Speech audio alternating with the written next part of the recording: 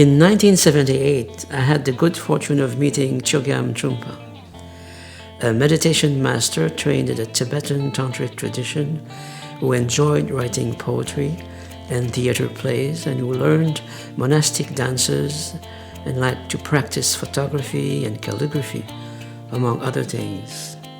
In England, he also studied Ikebana, the art of arranging flowers and branches, which he developed in Japan, inspired by Buddhism. He encourages students to practice some type of art form.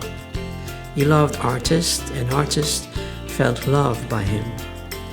He thought that the Buddhist path, or any genuine spiritual path, couldn't take root in the West if people who claimed to practice it didn't express their life experience through the arts.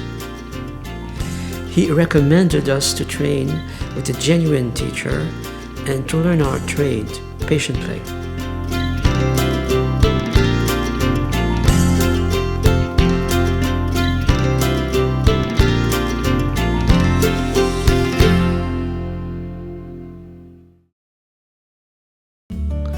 In 1982, I met Seibi Watanabe Sensei, who had been teaching Ikebana for a number of years, mainly in Montreal and Ottawa. I soon realized that Sensei was an accomplished master. Her presence made me feel peaceful and confident, although she would give me more and more Ikebana challenges every week. Being around her is still always joyful. For 6 years, I took a weekly private class with Sensei during the 4 seasons in order to thoroughly learn the basic techniques of the Sogetsu school. As our eyes are trained through repeating various forms again and again in all types of vases with a diversity of flowers and branches, we slowly learn to know who we are and the habitual patterns we must let go of to see and feel precisely the material that we work with.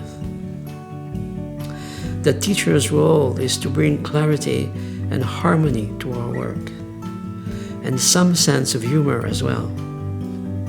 On that path, when our mind and heart are opened, we learn to have a more direct relationship to art and to our life. After a few years of training, I realized that I paid more attention to everything. I would look at a tree and feel moved by its strength, its color, its movement, and its uniqueness.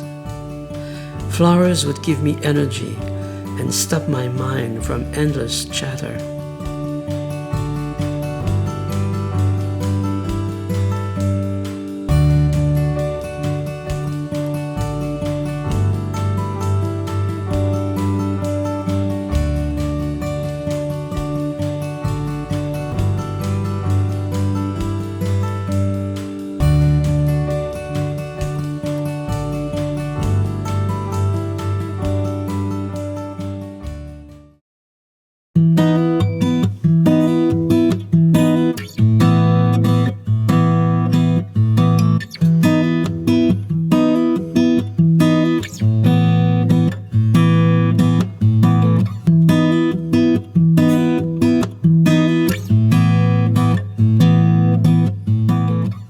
Trungpa Rinpoché was very kind, skillful, and compassionate when he asked me to be one of his French translators.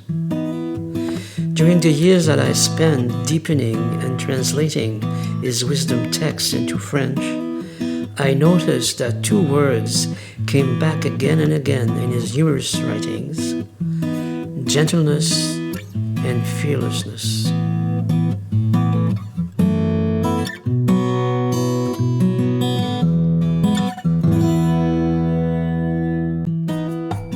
Since childhood, I always felt that the world we live in was lacking gentleness.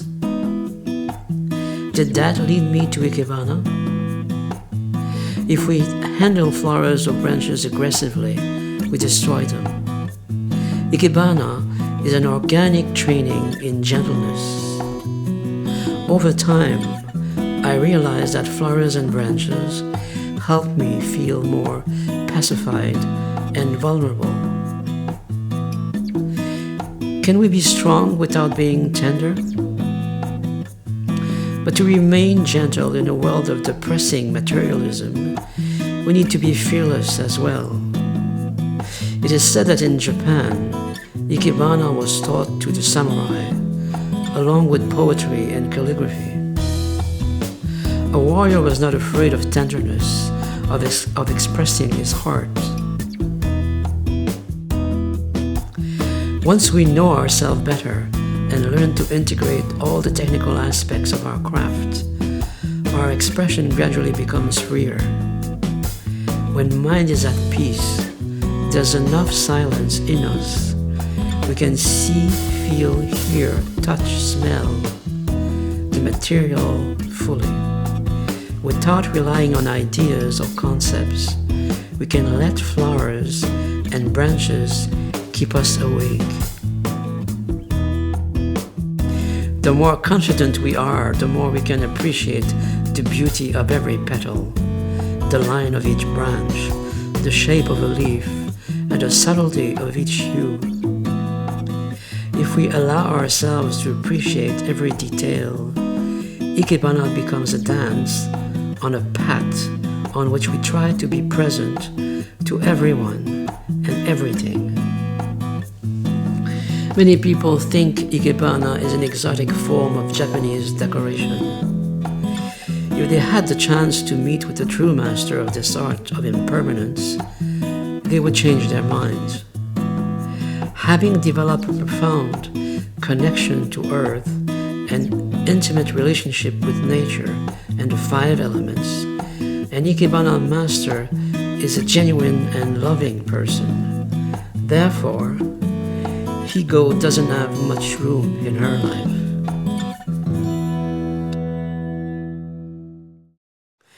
When I go to the woods, I feel at peace, humble, enriched by so much presence and choice. The silence and the movement in the forest are magnetic. I feel the power of heaven and the solid earth. There you find beauty in chaos, so much life, rain, wind, birds, butterflies, sun, shade, snow, squirrels. It includes death, whatever the seasons. In the woods, there is always something to wake us up. A rock, garbage thrown in the middle of the path, a dead bird, a flower you've never seen before, a rotten tree, an old tire, the way the sun lights up a whole field at noon.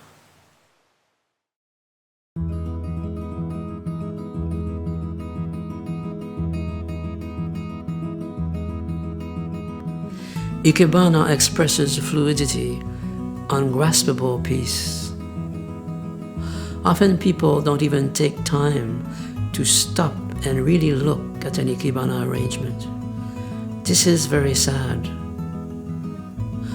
How many of us accept to be led to silence, beyond words, to look at the unknown, the unseen, and let tenderness fill our heart?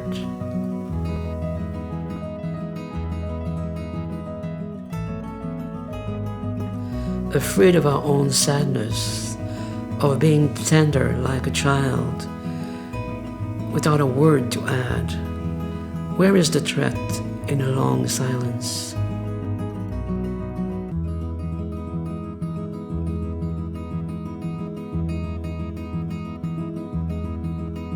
Nature's beauty can make us feel gentle, strong, joyful, or sad. Inspire us to remain simple, genuine. Let it be known that Ikebana is a smile mixed with tears.